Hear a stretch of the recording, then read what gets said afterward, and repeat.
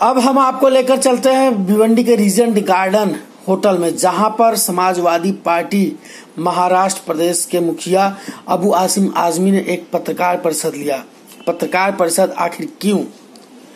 आने वाले चुनाव में खास करके गठबंधन को लेकर के उन्होंने जोर डाला कि यदि अगर सब मिलकर चुनाव लड़ते हैं, उन्होंने अबू आसिम आजमी ने एक बात को स्पष्ट किया कि इस इलेक्शन में सिर्फ एक ही हमारा एम है कि किस तरीके से भारतीय जनता पार्टी को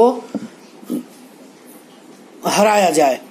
इन सब विषयों को लेकर के उन्होंने एक बात को स्पष्ट किया कि कांग्रेस अगर समाजवादी को एक सीट लोकसभा में दे देती है तो समाजवादी पार्टी हर जगह गठबंधन करके उनका सहयोग करेगी, और यदि अगर एक सीट नहीं मिलता है तो भी उन्होंने स्पष्ट किया है कि हम 10 से 15 सीटों पर अपने उम्मीदवार लड़ाएंगे।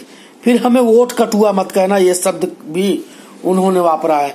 हम आपको लेकर चलते हैं दृश्य दर्शाने के लिए, और खास करके जो पुलवामा में आतंकवादी हमला हुआ उसको लेकर के उन्होंने अपना वक्तव्य दिया है। लेकर चलते हैं पूरा का पूरा पत्रकार परिषद में किस तरीके से अबू आसिम आजमी ने पत्रकारों को बताया है। लेकर चलते सुना। समाजवादी पार्टी का अहम वसूल ये है, हमारी नीति ये है कि पार्टी छोटी हो जाए चलेगा, लेकिन देश बड़ा रहना चाहिए। संविधान को बचाने के लिए और नया संविधान न लिखा जाए, इसलिए हम लोगों को कुछ कुर्बानी देना चाहिए। कोशिश ये हो रही है कि देश में जितने सेक्युलर लोग इकट्ठा हो जाएं, वोटों का बिखराव ना हो, लेकिन मोदी जी ऐसा दिखा रहे हैं जैसे वो अकेले सबसे लड़ रहे हैं और कह रहे हैं कि मेरे खिलाफ देश में एक महा गठबंधन हो रहा है। मोदी जी लोगों को बेवकूफ मत बनाइए, झूठ बोलने में आप बहुत माहिर हैं। आप तो गठबंधन पहले से 40 पार्टियों कर चुके हैं, आप अकेले नहीं लड़ रहे हैं, बल्कि अभी तक लोग अकेले लड़ रहे थे।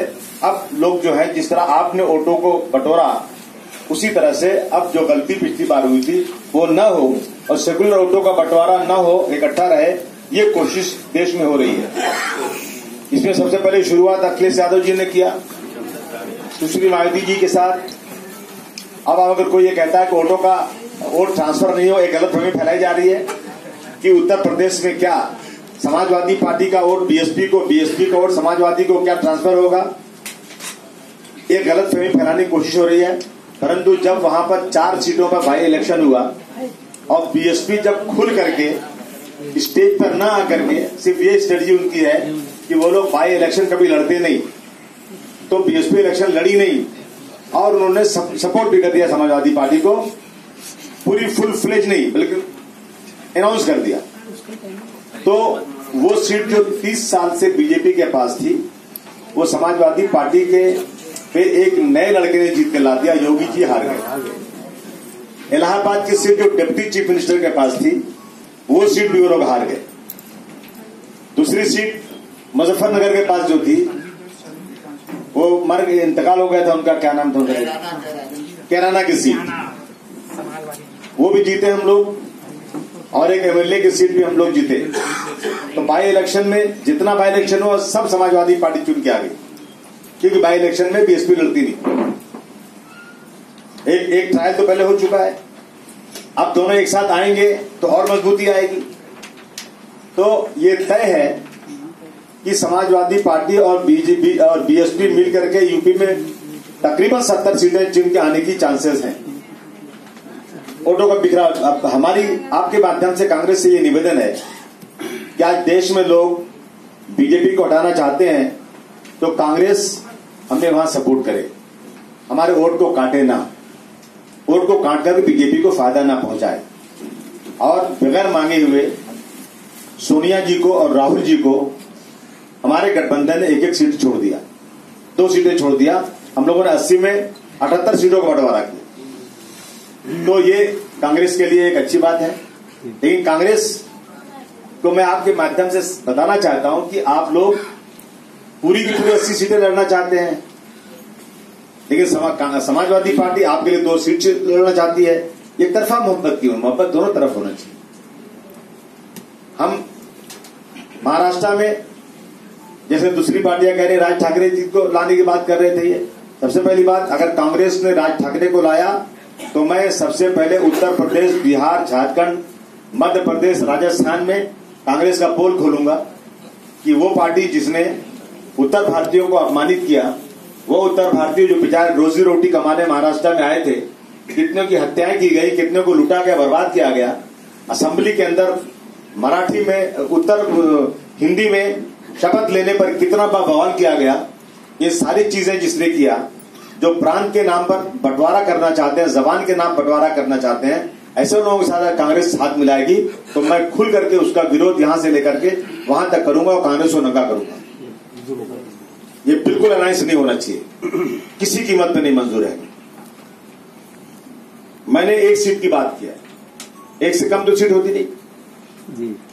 अगर समाजवादी पार्टी पहले अलायंस में 2-2, 3-3 सीट लड़ चुकी है, हमने सिर्फ एक सीट लड़ने की बात किया है और हमने कोई जिद भी नहीं पकड़ा है। हमने भिवंडी की सीट मांगा है, हमने बंबई की 2-3 सीटें, उसमें से कोई सीट हमें मिल जाए, हमें नांदेड़ की सीट मिल जाए, और अगर इन सीटों में से कांग्रेस कोई सीट नहीं देगी तो मैं आपके माध्यम से महाराष्ट्र की जनता को यह मैसेज देना चाहता हूं कि मैं वोट बंटवाना नहीं चाहता हूं, लेकिन कांग्रेस बंटवाना चाहती है। मैं पार्टी चलाता हूं, पार्टी चलाऊंगा, मेरा वर्कर कहां जाएगा अगर मैं नहीं लड़ाऊंगा इलेक्शन? तो एक सीट पे अगर अलायंस हुआ तो ठीक है, और नहीं हुआ तो मुबारकबाद देता हूं मैं कांग्रेस को, और मैं फिर 8-10 सीटें अलायंस करके इलेक्शन लड़ूंगा और भिवंडी की सीट जरूर लड़ूंगा। ये मैं कह देना चाहता हूं, ये मैं कहने आज आपके बीच में आया हूं। अभी तक समाजवादी पार्टी का यहां संगठन जो था, वो एक हम लोग जो है एक ग्रुप बना के चला रहे थे। अभी तक पोस्ट नहीं दी गई थी, लेकिन आज दीजिए। वो हम लोगों ने सबके तय करने के बाद ये तय किया गया कि अरफात शेख को भिवंडी महानगर का प्रेसिडेंट बनाया जाता है। दूसरी चीज ये है दोस्तों कि अब हम लोग, सुनिए ना जरा बात, देश परेशान है बीजेपी की नीतियों से। हमारे पास जो आए हैं, अरे यार चुप रहते हैं यार, वो इतना झूठ बोलते हैं कि उनकी कोई बात सही नहीं होती। वो क्या कहते हैं 650 करोड़ लोगों में जोड़ दिया है, वो भी जाकर विदेश में बोलते हैं, जबकि देश की जो आबादी है वो 135 करोड़ है। ऐसी बहुत सारी चीजें हैं, उस पर क्या चाहें।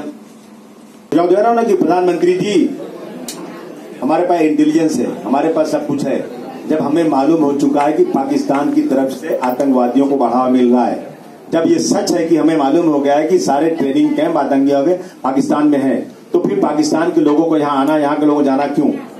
एक 20-22 करोड़ का देश 135 करोड़ के देश के साथ घूम रहा है, रोजाना आतंकवादी गतिविधियां बढ़ रही हैं, उसके बाद भी हम क्यों घुटने टेक रहे हैं?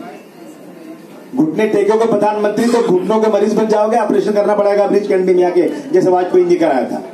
तो वक्त ना आने पाए, घुटना टेकना बंद करो और 1-to-1 फाइट कर दो एक बार, न रहे 5 न बजे बांसुरी। फाइट मतलब किस तरह की? तिवारी जी का यही पूछना है कि क्या पाकिस्तान ये सब कर रहा है, तो एक बार निपट करके पाकिस्तान को दुरुस्त कर दे, घुटने टेक करके आए, हाथ जोड़कर बोले कि तुम ही हो माता पिता, तुम ही हो बंधु सखा, तुम ही हो।